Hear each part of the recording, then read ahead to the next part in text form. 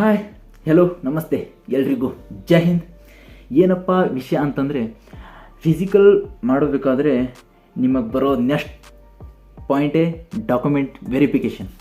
Physical pass ಮಾಡ್ಕೊಂಡ್ಬಿಡ್ತೀರಾ, ಆಮೇಲೆ ನಿಮಗೆ ಪ್ರಾಬ್ಲಮ್ಸ್ ಬರೋದೇ ಡಾಕ್ಯುಮೆಂಟಲ್ಲಿ. ಡಾಕ್ಯುಮೆಂಟನ್ನು ಇವಾಗ ಫಿಸಿಕಲ್ ಪ್ರಾಕ್ಟೀಸ್ ಮಾಡ್ತಾ ಎಲ್ಲ ಕ್ಲಿಯರ್ ಮಾಡಿಕೊಂಡು ಸೈಡ್ ಇಟ್ಟಿರಿ.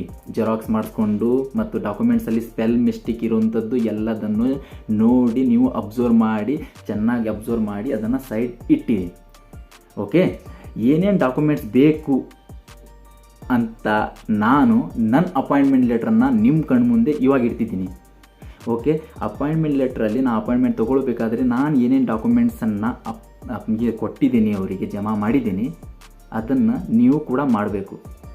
ಸೇಮ್ ಟು ಸೇಮ್ ಏನು ನಾನು ಜಮಾ ಮಾಡಿದ್ದೀನಿ ಅದೇ ಡಾಕ್ಯುಮೆಂಟ್ಸನ್ನು ಕ್ಲಿಯರ್ ಮಾಡಿಕೊಂಡು ನಿಮ್ಮ ಕಡೆ ಇಟ್ಕೊಂಡ್ರೆ ಸಾಕು.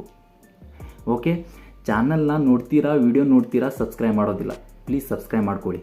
ಓಕೆ, ಮತ್ತು ಲೈಕನ್ನು ಕೊಡಿ, ಸಪೋರ್ಟ್ ಮಾಡಿ ಒಂದು ಸ್ವಲ್ಪ.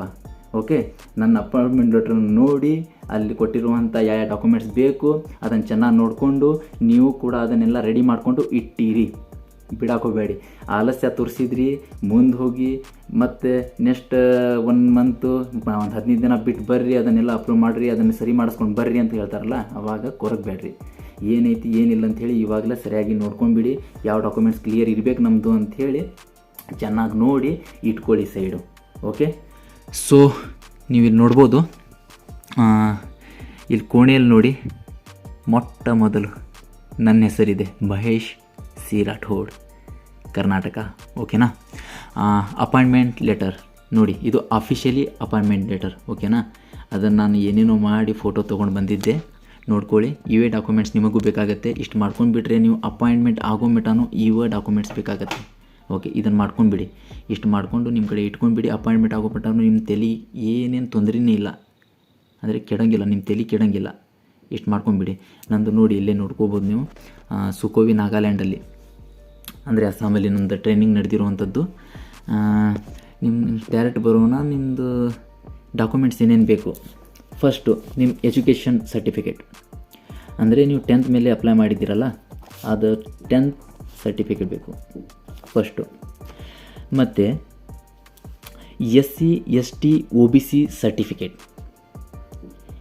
ಈ SC ST OBC ಸರ್ಟಿಫಿಕೇಟ್ ಏನಿದೆ, ಅದು ಡೇಟು ಎಕ್ಸ್ಪೈರ್ ಆಗಿರಬಾರ್ದು. ಅದನ್ನು ಚೆನ್ನಾಗಿ ನೋಡ್ಕೊಳ್ಳಿ. ಅಂದರೆ ಅದು ಒಬ್ಬೊಬ್ಬರದ್ದು 5 ವರ್ಷದ ಮೇಲೆ ಇನ್ನೊಮ್ಮೆ ರಿನ್ಯೂವಲ್ ಮಾಡಿಸ್ಬೇಕು ಅಂತಿರುತ್ತೆ, ಅದನ್ನು ಮಾಡ್ಕೊಂಡು ಇಟ್ಟಿರಿ.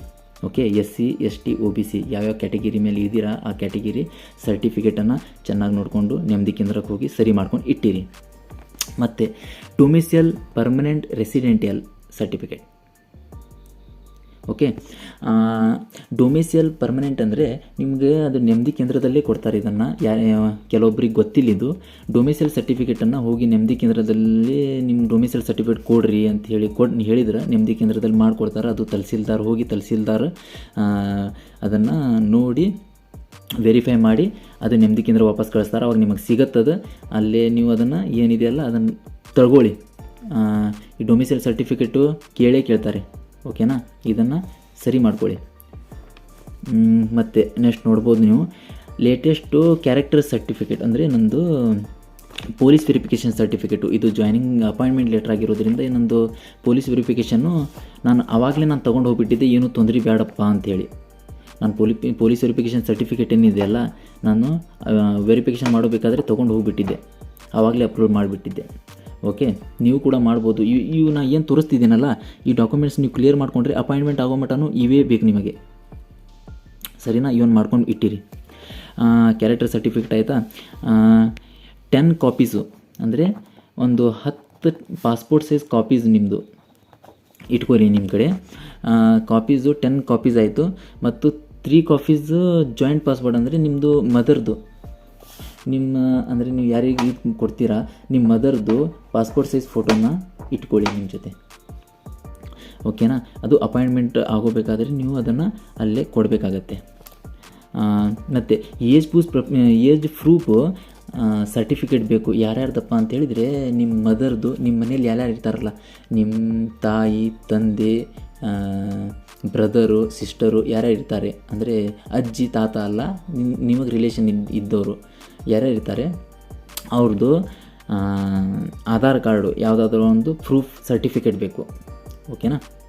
ಮತ್ತು ಪ್ಯಾನ್ ಕಾರ್ಡ್ ಮತ್ತು ಆಧಾರ್ ಕಾರ್ಡ್, ಇದೊಂದು ದೊಡ್ಡ ಹಾವಳಿ. ಪ್ಯಾನ್ ಕಾರ್ಡ್ ಮತ್ತು ಈ ಆಧಾರ್ ಕಾರ್ಡ್ ಈ ಎರಡರೊಳಗೆ SSLC ಮಾರ್ಕ್ಸ್ ಕಾರ್ಡ್ ಒಳಗೆ ಯಾವ ರೀತಿ ಹೆಸರು ಇರುತ್ತೋ ಅದೇ ರೀತಿ ಆಧಾರ್ ಕಾರ್ಡ್ ಮತ್ತು ಪ್ಯಾನ್ ಕಾರ್ಡಲ್ಲಿ ಹೆಸರು ಇರಬೇಕು. ಮಸ್ಟ್ ಶುಡ್ ಬೇಕೇ ಬೇಕು. ನೀವು ಅದನ್ನು ಚೆನ್ನಾಗಿ ನೋಡಿ ಸರಿ ಮಾಡಿಕೊಂಡು ಇಟ್ಕೊಂಡ್ಬಿಡಿ. ಮತ್ತು ಇನ್ನೊಂದು, ನಿಮ್ಮದು ಒಂದು SBI ಬ್ಯಾಂಕ್ ಅಕೌಂಟನ್ನು ತೊಗೊಂಡಿಟ್ಟಿರಿ, ಅದು ಸೇವಿಂಗ್ ಅಕೌಂಟಲ್ಲಿ. ಯಾಕಂದರೆ ನಾವು ಒಂದು ಸ್ವಲ್ಪ ತೊಂದರೆ ಆಯ್ತು ನಮಗಿದು ಸೇವಿಂಗ್ ಅಕೌಂಟು, ಅದು ನಮ್ಮ ಜಾಯಿಂಟ್ ಅಕೌಂಟ್. ಆವಾಗ ಅಂದರೆ ನಾವು ಒಂದು ಹಳ್ಳಿಯಿಂದ ಬಂದಿರೋದಲ್ಲ, ಅದು ಜಾಯಿಂಟ್ ಅಕೌಂಟ್ ಬೇಕೇ ಬೇಕು ಅಂತೇಳಿ ಅದು ಜಾಯಿಂಟ್ ಅಕೌಂಟು ಅದೇ ಇದೆ ಜೀರೋ ಬ್ಯಾಲೆನ್ಸ್ದು ಏನೇನೋ ಮಾಡ್ಕೊಂಡು ಬಿಟ್ಟಿದ್ವಿ, ಹೋಯ್ತದು. ನೀವೇನಂತ ಹೇಳಿದರೆ ಅದು ಸೇವಿಂಗ್ ಅಕೌಂಟನ್ನು, ಬ್ಯಾಂಕ್ ಅಕೌಂಟನ್ನು ಅಲ್ಲೇ ಒಂದು SBI ಅಲ್ಲಿ ತಗೊಳ್ಳಿ, ಓಕೆನಾ. ನೋಡಿ ಇಷ್ಟು ಡಾಕ್ಯುಮೆಂಟ್ಸ್ ಇದ್ದರೆ ಯಾರು ಏನೇನು ಕೇಳೋದಿಲ್ಲ ನಿಮಗೆ, ಬೇರೆ ಡಾಕ್ಯುಮೆಂಟ್ಸೇ ಬೇಡ, ಓಕೆ. ಸೊ ನೋಡಿದ್ರಲ್ಲ ಯಾವ್ಯಾವ ಡಾಕ್ಯುಮೆಂಟ್ಸ್ ಬೇಕು ಏನೇನಿಲ್ಲ ಅಂಥೇಳಿ ತೋರಿಸಿದ್ದೀನಿ, ನೋಡಿದ್ದೀರಾ. ಎಲ್ಲ ಡಾಕ್ಯುಮೆಂಟ್ಸನ್ನು ಕ್ಲಿಯರ್ ಮಾಡ್ಕೊಂಡು ಇಟ್ಟಿರಿ. ಏನಾದರೂ ನಿಮ್ಮ ಸೆಲೆಕ್ಷನ್ ಆದರೆ ಅಪಾಯಿಂಟ್ಮೆಂಟ್ ಲೆಟ್ರು, ಕಾಲ್ ಲೆಟ್ರು ಏನಾದರೂ ನಿಮ್ಮ ಮನೆಗೆ ಬಂದರೆ ಭಾಳ ಖುಷಿ ಪಡ್ತೀರ, ಭಾಳ ಅಂದರೆ ಭಾಳ ಖುಷಿ ಪಡ್ತೀರ. ಕಣ್ಣಾಗ ನೀರು ಬಂದುಬಿಡುತ್ತೆ. ಯಾವುದೋ ಡಾಕ್ಯುಮೆಂಟ್ಸನ್ನು ಬಿಡೋಕೆ ಹೋಗಬೇಡಿ, ಕ್ಲಿಯರ್ ಮಾಡ್ಕೊಳ್ಳಿ.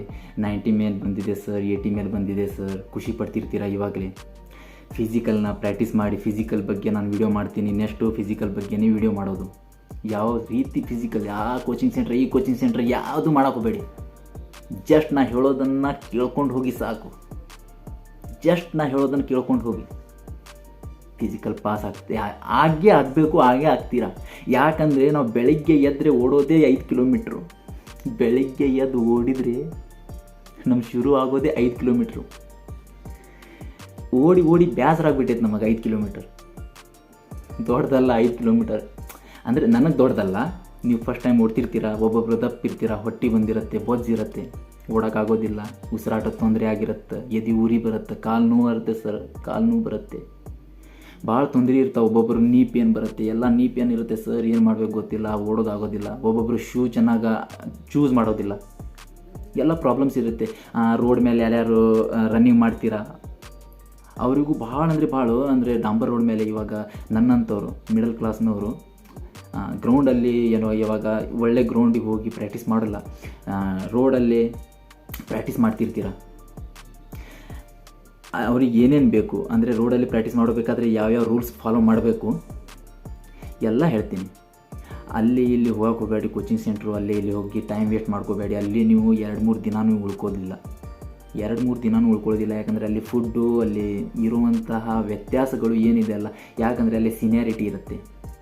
ಇದರ ಬಗ್ಗೆ ವಿಡಿಯೋ ಮಾಡ್ತೇನೆ ಅಂತ ಹೇಳಿದ್ದೆ, ಮಾಡ್ತೀನಿ, ಖಂಡಿತವಾಗಿ ಮಾಡ್ತೀನಿ. ಇದು ಕೋಚಿಂಗ್ ಸೆಂಟ್ರ್ ಒಂಥರ ದಂಧೆ ಆಗಿಬಿಟ್ಟಿದೆ. ನಾ ಹೇಳ್ತಿದ್ದೀನಂತ ಯಾರಾದರೂ ಶಿಟ್ ಮಾಡ್ಬೋದು ನನ್ನ ಮೇಲೆ, ಬಟ್ ದಂಧೆ, ಭಾಳ ದೊಡ್ಡ ದಂಧೆ ಆಗಿಬಿಟ್ಟಿದೆ. ಇರಲಿ, ನೀವು ನಿಮ್ಮ ಮನೇಲಿದ್ದು ಮನೆ ಊಟ ಮಾಡಿ ಪ್ರಾಕ್ಟೀಸ್ ಮಾಡಿ, ಮತ್ತು ಡಾಕ್ಯುಮೆಂಟ್ಸನ್ನು ಕ್ಲಿಯರ್ ಮಾಡ್ಕೊಳ್ಳಿ. ಏನಿದೆ ಏನಿಲ್ಲ ಅಂತೇಳಿ ಡಾಕ್ಯುಮೆಂಟ್ಸನ್ನು ಕ್ಲಿಯರ್ ಮಾಡ್ಕೊಳ್ಳಿ. ಭಾಳ ಖುಷಿ ಪಡ್ತೀರಾ, ಭಾಳ ಅಂದರೆ ಭಾಳ ಖುಷಿ ಪಡ್ತೀರಾ. ನಿಮ್ಮ ಜಾಯ್ನಿಂಗ್ ಲೆಟ್ರ್ ಮನೆಗೆ ಬಂದರೆ, ನಿಮ್ಮ ಮನೆಗೆ ನಿಮ್ಮ ಜಾಯ್ನಿಂಗ್ ಲೆಟ್ರ್ ಬರುತ್ತೆ, ಮೇಲ್ಗಡೆ ಹೆಸರು ಬರೋದು, ಜಾಯ್ನಿಂಗ್ ಲೆಟರ್ ಬಂದು, ಅದು ಪೋಸ್ಟ್ ಆಫೀಸಿಂದ ಬರುತ್ತೆ. ಖುಷಿ ಮನೆಯಲ್ಲಿ ಎಲ್ಲರೂ ಖುಷಿಯಾಗಿರ್ತೀರಾ, ನಗ್ತೀರಾ, ಖುಷಿ ಅಳ್ತೀರಾ, ಎಲ್ಲರೂ ಖುಷಿ ಪಡ್ತೀರಾ, ಭಾಳ ಅಳ್ತೀರಾ, ತಪ್ಕೋತೀರಾ. ನಾನು ತಪ್ಕೊಂಡು ಹತ್ತಿದ್ದೀನಿ. ನಮ್ಮ ತಮ್ಮ ಯಾವಾಗಲೂ ತಪ್ಕೊಳ್ಳೋಂಗಿಲ್ಲ, ನಮ್ಮ ಅಪ್ಪ ಅಮ್ಮನ ನಾನು ತಪ್ಕೊಂಡು ಭಾಳ ಹತ್ತಿದ್ದೀನಿ. ನಂದು ಭಾಳ ಖುಷಿ ಪಟ್ಟಿದ್ದೆ. ನನ್ನ ಫ್ರೆಂಡ್ಸ್ ಎಲ್ಲರೂ ಪಟಾಕಿ ಹಾರಿಸ್ಬಿಟ್ಟಿದ್ರು. ನನ್ನ ಫ್ರೆಂಡ್ಸು ಹೆಂಗತ್ತಂದರೆ ಒಂಥರ ಮುತ್ತಿದ್ದಂಗೆ ನನ್ನ ಫ್ರೆಂಡ್ಸು. ಎಷ್ಟು ಪಟಾಕಿ ಹೂವಿನ ಹಾರ ಹಾಕೋದೇನು, ಪಟಾಕಿ ಹೊಡಿಯೋದೇನು, ಭಾಳ ಖುಷಿ ಪಡ್ತೀರಾ. ನೀವು ಭಾಳ ಖುಷಿ ಪಡ್ತೀರಿ ಕಣ್ರಿ. ಎಲ್ಲ ಕ್ಲಿಯರ್ ಮಾಡ್ಕೊಂಡ್ಬಿಡಿ. ಫಿಸಿಕಲ್ ಓಡೋಗ್ಬೇಕಾದ್ರೆ ಈ ಮಾತು ನೆನಪಿಟ್ಕೊಳ್ಳಿ.